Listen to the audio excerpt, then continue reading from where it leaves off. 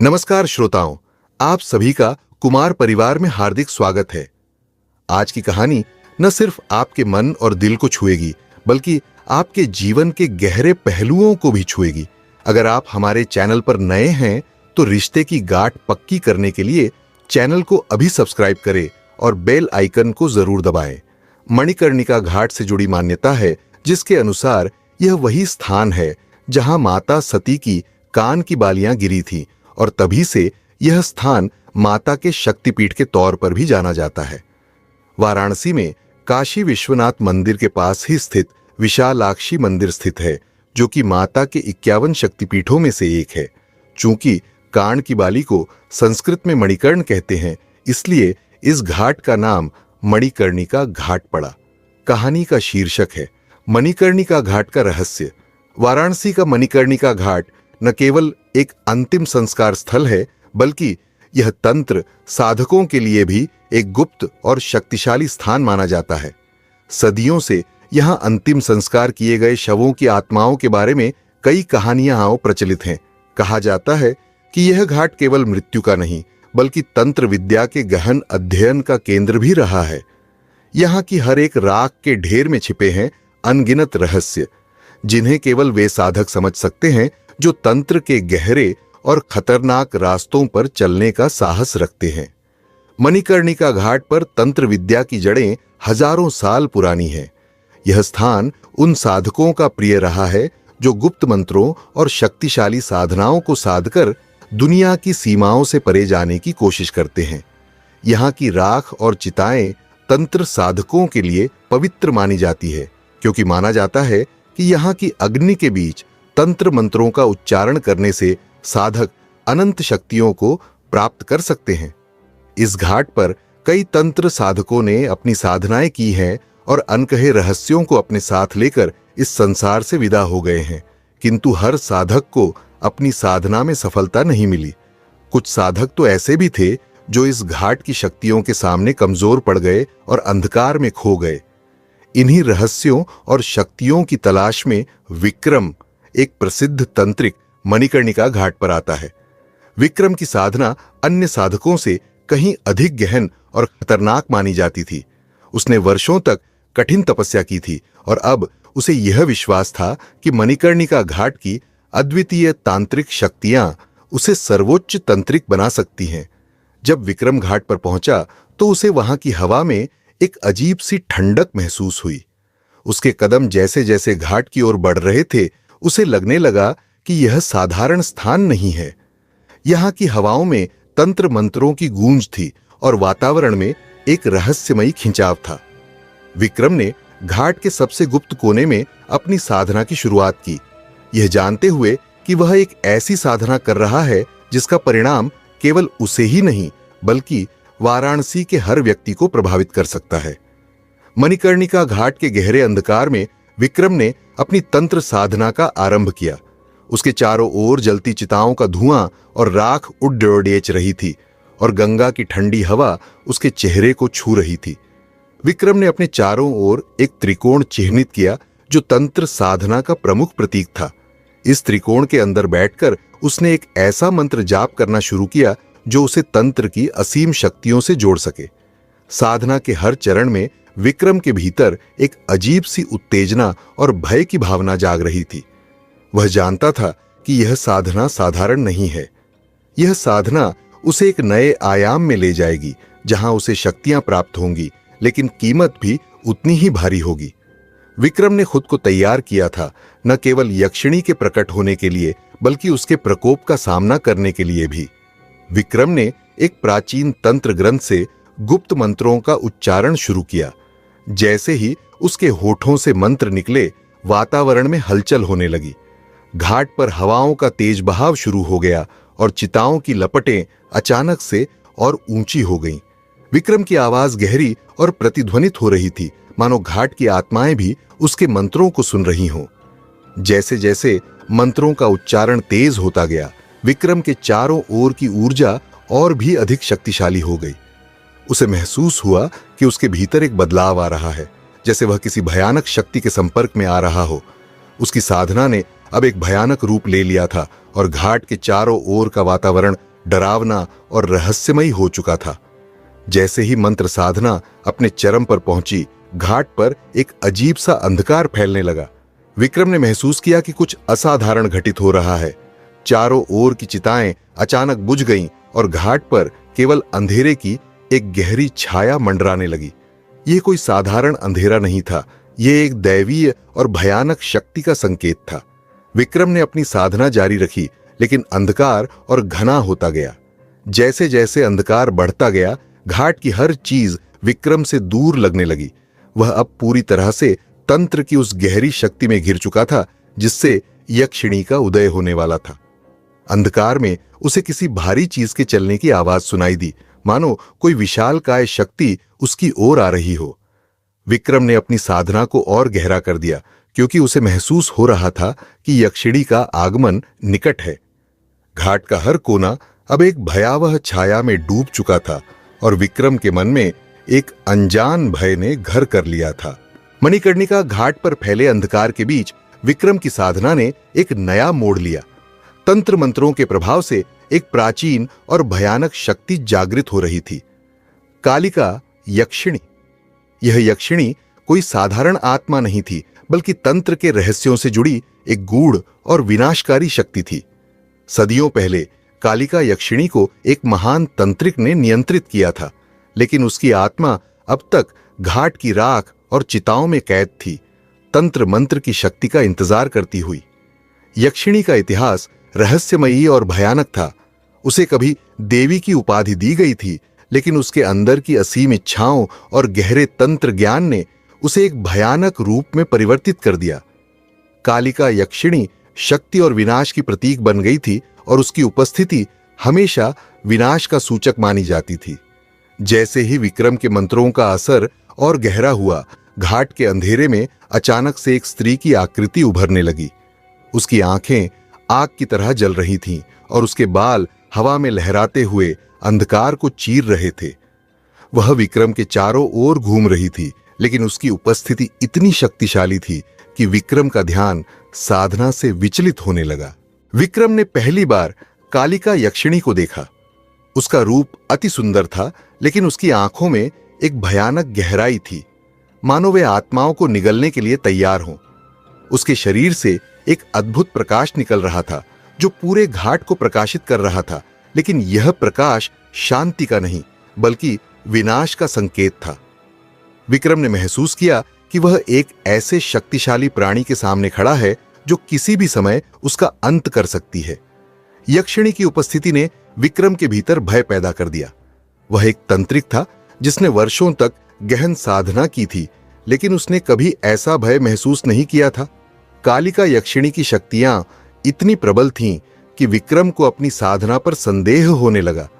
क्या वह इस यक्षिणी को नियंत्रित कर पाएगा या यह यक्षिणी उसे नष्ट कर देगी? विक्रम ने अपने भीतर की शक्ति को जगाने की कोशिश की, लेकिन यक्षिणी के प्रकोप के सामने वह कमजोर पड़ने लगा। कालिका यक्षिणी ने उसकी ओर देखा और उसकी आंखों में मानो विनाश की चमक थी। विक्रम की सारी साधना अब उस एक पल पर निर्भर थी। उसे अब यह निर्णय लेना था कि वह इस यक्षिणी के साथ कैसे निपटेगा। क्या वह उसे नियंत्रित कर पाएगा या यह यक्षिणी उसे और पूरे वाराणसी को विनाश की आग में झोंक देगी? विक्रम के मन में गहरी चिंता और भय था, लेकिन उसने ठान लिया था कि वह यक्षिणी का सामना करेगा, चाहे उसकी कीमत कुछ भी हो।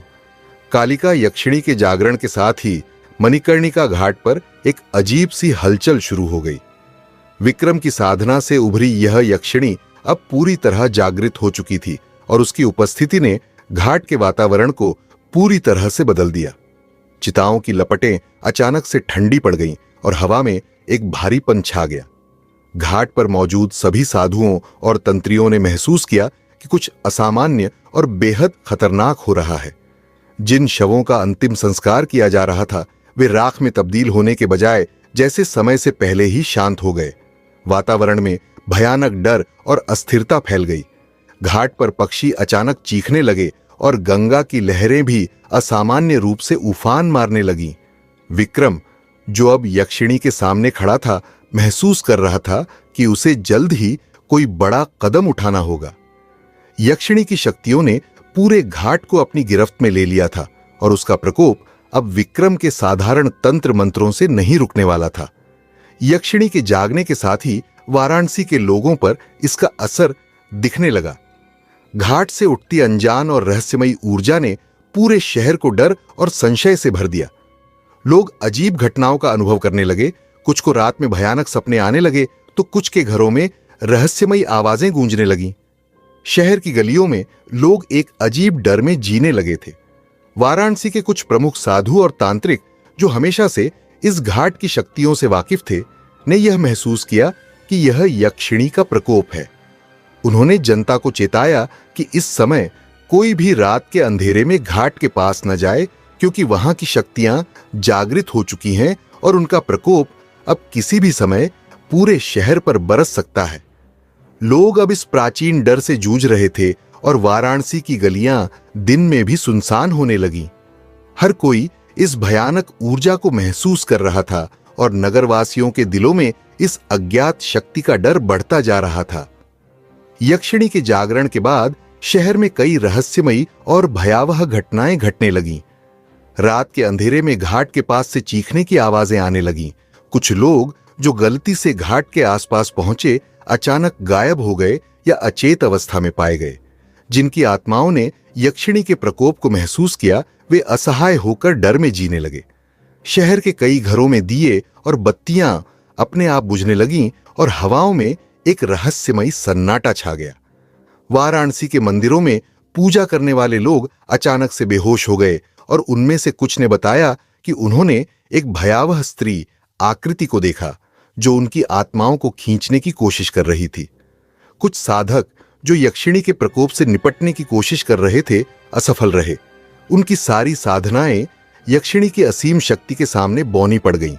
घाट पर अजीब शक्तियां अब न केवल तांत्रिकों और साधुओं को बल्कि पूरे वाराणसी को अपने कब्जे में ले रही थीं। विक्रम, जो इस पूरी घटना का केंद्र था, महसूस कर रहा था कि यक्षिणी अब पूरी तरह से नियंत्रण से बाहर हो चुकी है। उसे अब उस तांत्रिक की तलाश करनी होगी जो यक्षिणी की शक्ति को समाप्त करने में सक्षम हो। जब वाराणसी के लोग यक्षिणी के प्रकोप से त्रस्त हो गए और विक्रम खुद को असहाय महसूस करने लगा, तब खबर फैली कि एक सिद्ध तंत्रिक महेश्वर, जो तंत्र विद्या में अद्वितीय था, शहर की ओर आ रहा है। महेश्वर का नाम वर्षों से तंत्र साधकों के बीच आदर और भय का प्रतीक था।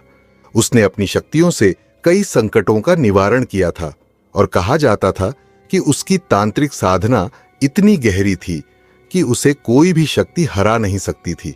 महेश्वर को काशी के साधुओं और तांत्रिकों ने बुलाया था, क्योंकि विक्रम की असफलता के बाद अब सिर्फ वही एकमात्र व्यक्ति था जो यक्षिणी के प्रकोप को रोक सकता था। जैसे ही महेश्वर वाराणसी के समीप आया, शहर की हवा में एक बदलाव महसूस हुआ। घाट पर फैला अंधकार थोड़ा हल्का हो गया और लोग महेश्वर के आने की खबर से थोड़ी राहत महसूस करने लगे। महेश्वर कोई साधारण तंत्रिक नहीं था। उसने वर्षों तक हिमालय के गहन जंगलों में तंत्र साधना की थी और अनेक शक्तियों का अर्जन किया था। उसकी सिद्धियां इतनी प्रबल थीं कि उसे तंत्र जगत में सर्वोच्च माना जाता था। कहा जाता था कि उसने कई यक्षिणियों, भूत प्रेतों और अन्य अलौकिक शक्तियों को अपने वश में किया था। उसकी साधनाओं का स्तर इतना ऊंचा था कि वह तंत्र मंत्रों से प्रकृति और आत्माओं को भी नियंत्रित कर सकता था। महेश्वर की सबसे बड़ी शक्ति थी उसका त्रिनेत्र तंत्र, जिसे वह केवल सबसे विकट परिस्थितियों में ही प्रयोग करता था।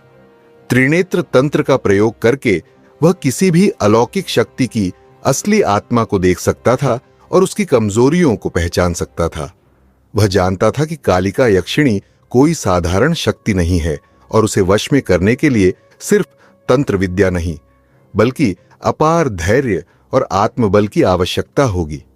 जैसे ही महेश्वर घाट की ओर बढ़ा, उसने महसूस किया कि यहाँ की तांत्रिक ऊर्जा विकट स्थिति में है और विक्रम ने यक्षिणी को जगाकर एक भयानक भूल कर दी थी। महेश्वर के आगमन से वाराणसी के लोगों के दिलों में आशा की एक नई किरण जगी। घाट पर फैले भय और अनिश्चितता के बीच महेश्वर की उपस्थिति ने एक नए उत्साह का संचार किया।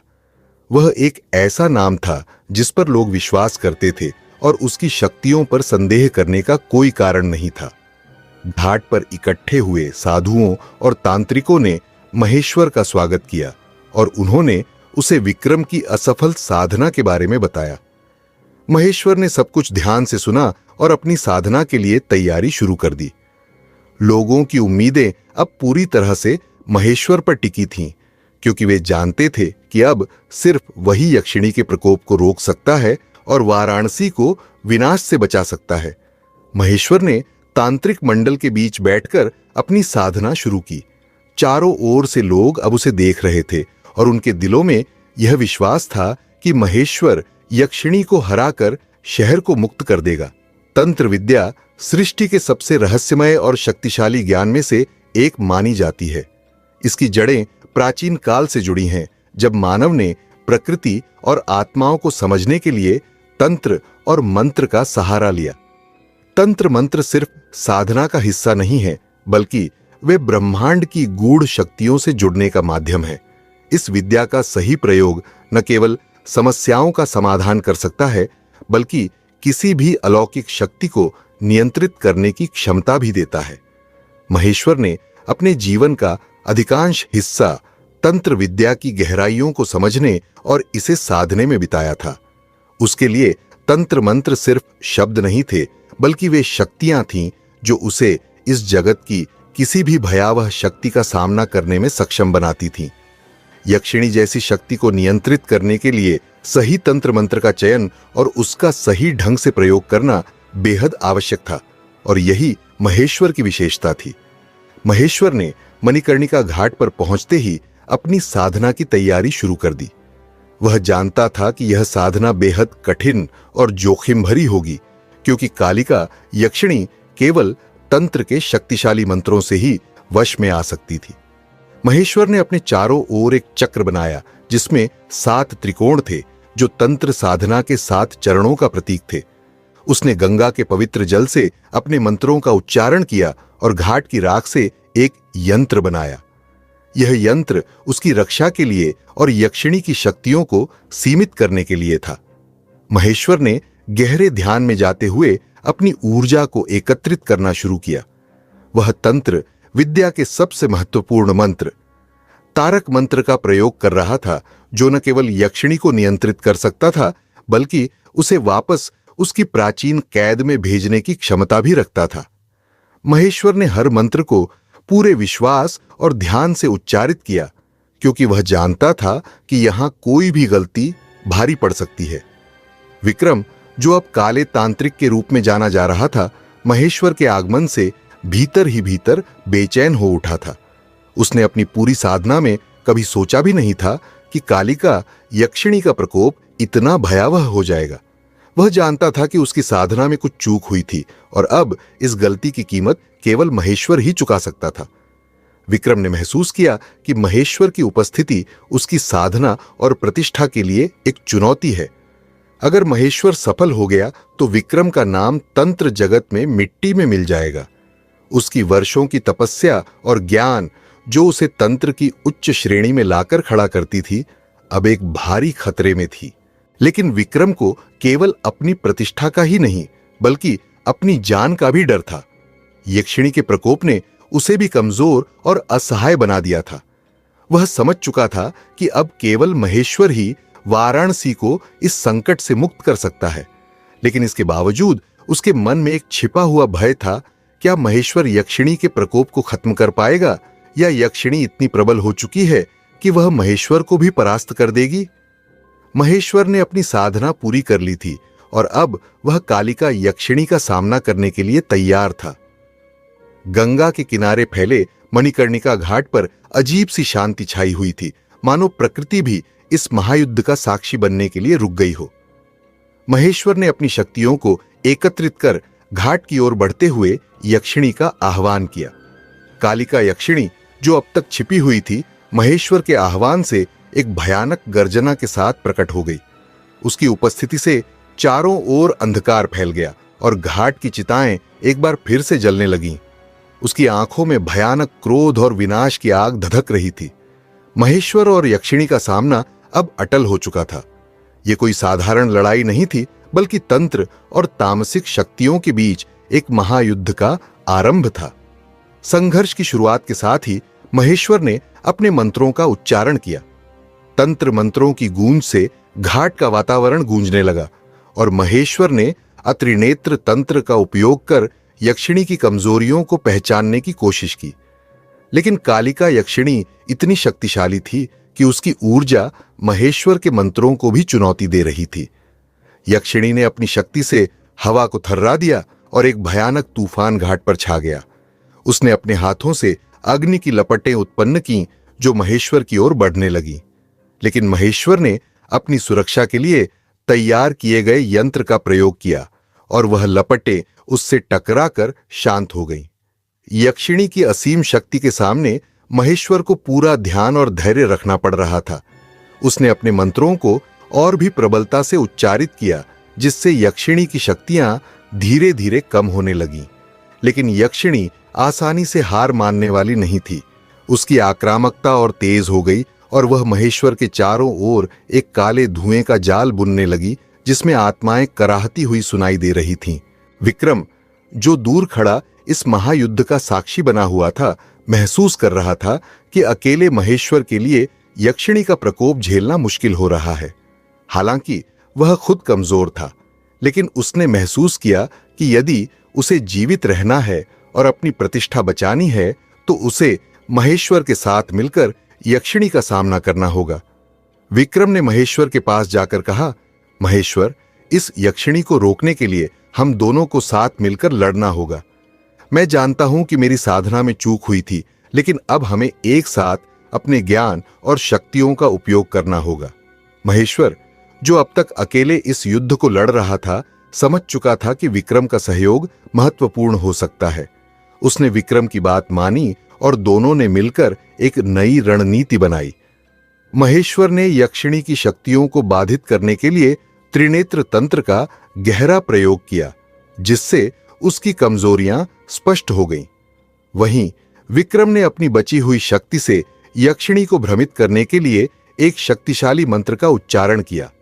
दोनों की शक्तियां मिलकर यक्षिणी की शक्ति को कमजोर करने लगीं।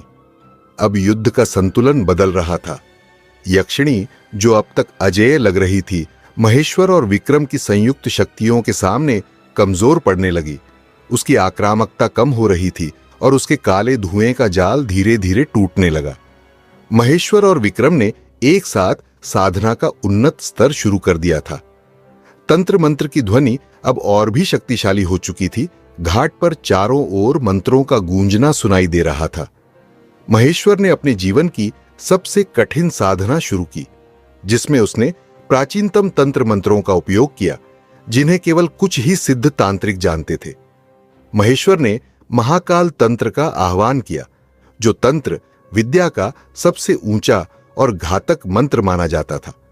इस मंत्र का उपयोग केवल उन्हीं परिस्थितियों में किया जाता था जब अलौकिक शक्तियों को समाप्त करने का कोई और उपाय शेष न रहे। महाकाल तंत्र की साधना में अत्यधिक ऊर्जा और तप की आवश्यकता थी, और एक गलती भी साधक के लिए विनाशकारी हो सकती थी। विक्रम ने भी अपने हिस्से की साधना शुरू की। उसने कालदंड मंत्र का प्रयोग किया, जो किसी भी आत्मिक शक्ति को नियंत्रित करने के लिए जाना जाता था। यह मंत्र उस समय विक्रम की अंतिम आशा थी, और उसकी सहायता से वह यक्षिणी की शक्तियों को सीमित करने का प्रयास कर रहा था। जैसे जैसे दोनों तांत्रिक अपनी अपनी साधना में लीन हो रहे थे, शक्तियों का संतुलन स्पष्ट रूप से बदल रहा था। यक्षिणी, जो अब तक अजेय लग रही थी, धीरे धीरे कमजोर पड़ने लगी। महाकाल तंत्र और कालदंड मंत्र के प्रभाव से उसकी असीम ऊर्जा नियंत्रित होने लगी थी। महेश्वर ने त्रिनेत्र तंत्र का प्रयोग करके यक्षिणी की सबसे गहरी कमजोरियों को उजागर कर दिया। वह जान चुका था कि यक्षिणी की शक्ति का स्रोत वह तंत्र मंत्र था जो विक्रम ने गलती से सक्रिय किया था। उसे इस शक्ति को समाप्त करने के लिए एक विशेष यंत्र की आवश्यकता थी, जो उसने साधना के प्रारंभ में ही तैयार कर लिया था। महेश्वर और विक्रम दोनों की सम्मिलित साधना ने यक्षिणी को बीच में फंसा दिया था। एक ओर महेश्वर उसकी शक्तियों को बाधित कर रहा था, तो दूसरी ओर विक्रम उसे भ्रमित कर रहा था। घाट पर एक अदृश्य युद्ध छिड़ गया था, जहां शक्तियों का संतुलन अब पूरी तरह से बदल चुका था। यक्षिणी, जिसने अब तक असीम शक्ति का प्रदर्शन किया था, इस बदलते संतुलन को भांपने लगी। उसकी गर्जना घाट पर गूंजने लगी और उसने अपनी पूरी शक्ति से प्रतिरोध करना शुरू कर दिया। उसने अपनी आक्रामकता को और तीव्र कर दिया और उसके इर्द गिर्द एक भयावह काला घेरा बन गया, जिसमें से चिताओं की लपटें उठने लगीं। वह महेश्वर और विक्रम पर एक साथ हमला करने के प्रयास में थी। उसकी तेज चीख और हवाओं का तेज झोंका घाट पर विनाशकारी रूप से गूंज उठा, लेकिन महेश्वर और विक्रम ने अपने मंत्रों को और भी तेजी से उच्चारित किया, जिससे यक्षिणी की आक्रमणशीलता को रोका जा सके। यक्षिणी ने अंतिम प्रयास करते हुए अपनी सारी शक्ति को एकत्रित कर लिया और विक्रम पर एक भयावह प्रहार किया। विक्रम इस हमले के लिए तैयार नहीं था और उसकी ऊर्जा कमजोर पड़ गई। वह एक पल के लिए गिर पड़ा, लेकिन महेश्वर ने त्वरित बुद्धिमत्ता से विक्रम की जगह ली और यक्षिणी की शक्ति को पूरी तरह से नियंत्रित करने के लिए अपने यंत्र का प्रयोग किया। यक्षिणी अब महाकाल तंत्र और कालदंड मंत्र के प्रभाव में पूरी तरह फंस चुकी थी। उसकी शक्तियां तेजी से क्षीण हो रही थीं और वह पूरी तरह से महेश्वर और विक्रम की संयुक्त शक्ति के सामने घुटने टेकने पर मजबूर हो गई। मणिकर्णिका घाट पर अब युद्ध अपने चरम पर था। यक्षिणी की शक्ति में विकट प्रचंडता थी, लेकिन महेश्वर और विक्रम की तंत्र साधना ने उसे कमजोर कर दिया था। घाट पर फैला अंधकार और हवाओं की गरज दोनों ओर की शक्तियों का प्रमाण था। यह कोई सामान्य युद्ध नहीं था, बल्कि आत्मिक शक्तियों के बीच हो रहा एक महायुद्ध था, जिसका परिणाम निश्चित रूप से पूरे वाराणसी को प्रभावित करने वाला था। महेश्वर ने अपने मंत्रों का और भी गहन उच्चारण शुरू किया। उसने अपनी साधना का अंतिम और सबसे शक्तिशाली मंत्र शिव त्राटक मंत्र का आह्वान किया। इस मंत्र का उपयोग यक्षिणी जैसी प्राचीन शक्तियों को नियंत्रित करने के लिए ही किया जाता था। महेश्वर ने अपने ध्यान और ऊर्जा को पूरी तरह से इस मंत्र में केंद्रित कर दिया, जिससे यक्षिणी की शक्तियां धीमी पड़ने लगीं। इसी बीच विक्रम, जो अभी कुछ देर पहले यक्षिणी के हमले से कमजोर हो चुका था, अपने साहस और तंत्र ज्ञान के बल पर फिर से उठ खड़ा हुआ। उसने महेश्वर की सहायता करने का संकल्प लिया, क्योंकि वह जानता था कि इस युद्ध में महेश्वर अकेला यक्षिणी का सामना नहीं कर सकता था। विक्रम ने अपने अंतिम शेष ऊर्जा का प्रयोग करते हुए नारायण कवच मंत्र का आह्वान किया, जो यक्षिणी के प्रचंड आक्रमण से उसकी रक्षा कर सकता था। उसने एकत्रित साहस के साथ यक्षिणी की ओर बढ़ते हुए मंत्र का उच्चारण किया और यक्षिणी की आक्रमणशीलता को कुछ हद तक नियंत्रित कर दिया। विक्रम का यह कदम अत्यधिक साहसी था, क्योंकि वह जानता था कि वह अपनी सारी ऊर्जा खो चुका था, लेकिन उसने अपनी जिम्मेदारी से पीछे नहीं हटने का फैसला किया। विक्रम की सहायता से महेश्वर को यक्षिणी के शक्तिशाली आक्रमणों को नियंत्रित करने का समय मिल गया था। महेश्वर ने अपनी शक्ति को और भी अधिक सघन किया और महाकाल तंत्र का अंतिम रूप से प्रयोग शुरू कर दिया। इस समय महेश्वर की साधना अपनी चरम सीमा पर थी। महेश्वर ने यक्षिणी को पूरी तरह से काबू में करने के लिए अघोर मंत्र का उच्चारण किया, जो तामसिक शक्तियों को शांत करने में सक्षम था। इस मंत्र का प्रभाव जैसे ही यक्षिणी पर पड़ा, उसकी शक्ति तेजी से कम होने लगी।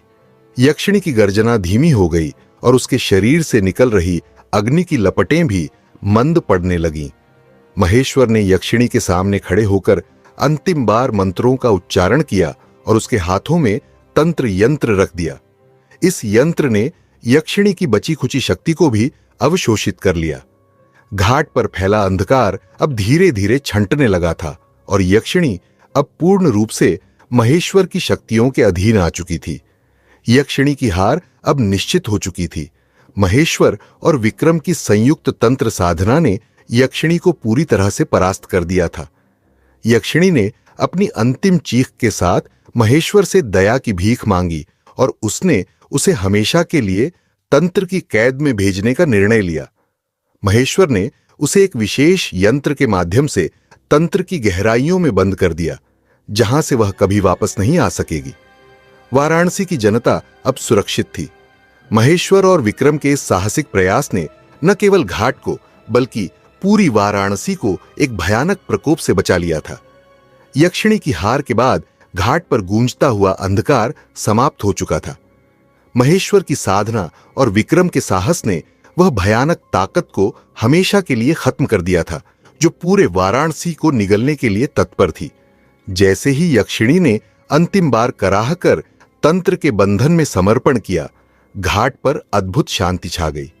महेश्वर ने अपनी साधना को पूर्ण किया और तंत्र का यंत्र जिसे उसने यक्षिणी को कैद करने के लिए प्रयोग किया था, उसे गंगा में प्रवाहित कर दिया। इसके साथ ही वह प्राचीन तामसिक शक्ति अब तंत्र विद्या के गहरे लोक में हमेशा के लिए बंद हो गई। जैसे ही यक्षिणी का अंत हुआ, घाट पर जीवन की वापसी शुरू हो गई। मणिकर्णिका घाट, जो तांत्रिक शक्तियों और यक्षिणी के प्रकोप के कारण थम सा गया था, अब फिर से जीवंत हो उठा। चिताओं की लपटें फिर से शांति से जलने लगीं और लोग घाट पर लौटने लगे। वाराणसी के लोग, जो अब तक भय और अंधकार में जी रहे थे, इस बदलाव को देखकर राहत की सांस लेने लगे। घाट पर पुनः गंगा की लहरें शांति से बहने लगीं। तंत्र मंत्र की गूंज, जो अब तक युद्ध की घोषणा कर रही थी, अब एक मधुर ध्वनि में बदल गई थी, जो प्रकृति के साथ मिलकर एक अद्भुत शांति का अनुभव करा रही थी। वाराणसी की जनता ने महेश्वर और विक्रम को अपने रक्षक के रूप में सम्मानित किया। महेश्वर ने न केवल यक्षिणी का अंत किया, बल्कि उन्होंने तंत्र विद्या की सही दिशा का भी प्रदर्शन किया, जो केवल विध्वंस नहीं बल्कि सृष्टि की रक्षा के लिए थी। विक्रम का साहस और आत्म स्वीकृति ने उसे पुनः एक सम्मानित तांत्रिक बना दिया। अगली सुबह वाराणसी के लिए नई उम्मीदें लेकर आई। घाट पर सूर्य की पहली किरणों के साथ गंगा के पवित्र जल पर स्वर्णिम आभा छा गई। वह भयानक रात अब एक पुरानी कहानी बन चुकी थी और वाराणसी के लोग अब एक नई शुरुआत के लिए तैयार थे। घाट पर हर रोज की तरह पूजा, आरती और मंत्रों की ध्वनि सुनाई देने लगी। इस नई सुबह के साथ वाराणसी ने अपनी प्राचीनता और रहस्य को फिर से संजो लिया था। महेश्वर और विक्रम के बलिदान और उनकी तांत्रिक शक्ति का प्रभाव सदा के लिए घाट पर महसूस किया जा सकता था। यह सिर्फ एक युद्ध नहीं था, बल्कि सत्य और शक्ति के बीच का संघर्ष था, जिसमें अंधकार को हराकर प्रकाश की विजय हुई। यक्षिणी के अंत के बाद महेश्वर ने तंत्र विद्या के गहरे रहस्यों को समझाने का निर्णय लिया। उन्होंने विक्रम को अपनी साधना का ज्ञान प्रदान किया ताकि वह आने वाले समय में वाराणसी के लोगों की रक्षा कर सके। तंत्र विद्या केवल एक शक्ति का साधन नहीं, बल्कि जीवन के हर पहलू को समझने का एक माध्यम है। महेश्वर ने विक्रम को बताया कि तंत्र के प्रत्येक मंत्र का अपने आप में एक अर्थ और प्रभाव होता है, जो साधक की इच्छाओं और संकल्पों पर निर्भर करता है। उन्होंने उसे बताया कि तंत्र विद्या में शक्तिवाद, संरचना और संतुलन का अत्यधिक महत्व है। प्रत्येक मंत्र का प्रयोग करते समय साधक को अपनी मानसिकता और भावनाओं का ध्यान रखना चाहिए। सही उद्देश्य और संकल्प के साथ किए गए मंत्रों से न केवल भौतिक दुनिया में बल्कि आत्मिक दुनिया में भी परिवर्तन लाया जा सकता है। विक्रम ने महेश्वर से मिले ज्ञान को अपने भीतर समाहित किया। उसने तंत्र विद्या के विभिन्न सिद्धांतों का अभ्यास किया और उसे विश्वास हो गया कि वह अब वाराणसी की रक्षा करने के लिए पूरी तरह से सक्षम है। कुछ समय बाद विक्रम ने अपनी पहली साधना में एक महत्वपूर्ण उपलब्धि हासिल की। उसने दिव्य दृष्टियों का अनुभव किया, जिससे उसे न केवल भौतिक संसार बल्कि अदृश्य आत्मिक दुनिया की भी झलक मिली। इस दृष्टि ने उसे यक्षिणी की शक्ति के गूढ़ रहस्यों को समझने में मदद की और उसने महसूस किया कि यक्षिणी की आत्मा को शांति की आवश्यकता है। महेश्वर ने विक्रम को यक्षिणी की आत्मा की शांति की दिशा में आगे बढ़ने का सुझाव दिया। यद्यपि यक्षिणी को तंत्र के बंधन में बांधा गया था, लेकिन उसकी आत्मा को मुक्ति देने का कार्य अब विक्रम के हाथ में था। विक्रम ने यक्षिणी की आत्मा के लिए एक विशेष अनुष्ठान तैयार किया, जिसमें उसे उन मंत्रों का प्रयोग करना था जो आत्मा की शांति और मुक्ति के लिए जाने जाते थे। उसने घाट पर एक पवित्र स्थान का चयन किया, जहां उसने तंत्र विद्या का प्रयोग करते हुए यक्षिणी की आत्मा को शांति देने का संकल्प लिया। विक्रम ने तंत्र मंत्रों का उच्चारण करते हुए यक्षिणी की आत्मा के प्रति संवेदनशीलता और करुणा का अनुभव किया। जैसे जैसे वह मंत्रों का जाप कर रहा था, यक्षिणी की आत्मा ने धीरे धीरे शांति प्राप्त करना शुरू किया। उसका काला घेरा कमजोर पड़ने लगा और अंततः उसकी आत्मा ने मुक्त होकर एक चमकदार रूप धारण किया। विक्रम की साधना के अंत में यक्षिणी की आत्मा ने एक मधुर ध्वनि में धन्यवाद कहा और अदृश्य होकर स्वर्ग की ओर बढ़ गई। उसकी अंतिम शांति ने घाट पर एक अद्भुत शांति का अनुभव कराया। हमें उम्मीद है कि इस कहानी ने आपके दिल और दिमाग दोनों को छुआ होगा। आपकी राय जानना हमारे लिए बहुत मायने रखता है, तो कमेंट्स में जरूर बताएं कि आपको यह कहानी कैसी लगी। और हां, अगर आप हमारे चैनल पर नए हैं तो रिश्ते की गांठ पक्की करने के लिए चैनल को अभी सब्सक्राइब करें और बेल आइकन को जरूर दबाएं, ताकि हर नई कहानी की सूचना सबसे पहले आप तक पहुंचे। अपना और अपने परिवार का ख्याल रखें। मिलते हैं एक और धारावाहिक के साथ। भाइयों बहनों, नमस्कार।